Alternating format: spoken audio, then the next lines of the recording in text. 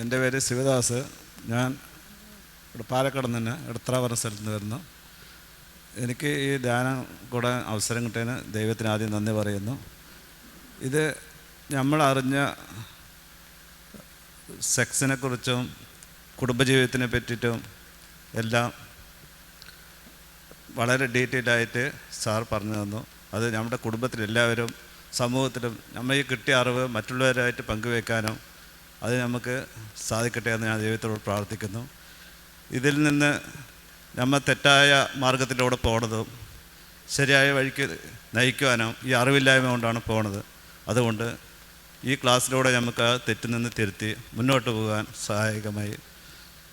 ഇത് എൻ്റെ കുടുംബത്തിനും ഫാമിലിക്കും അവരും കൂടി പങ്കെടുക്കണമെന്നാണ് എൻ്റെ ആഗ്രഹം. പക്ഷേ അവർക്കതിൽ താല്പര്യമില്ല, അവരിത് അറിയില്ല.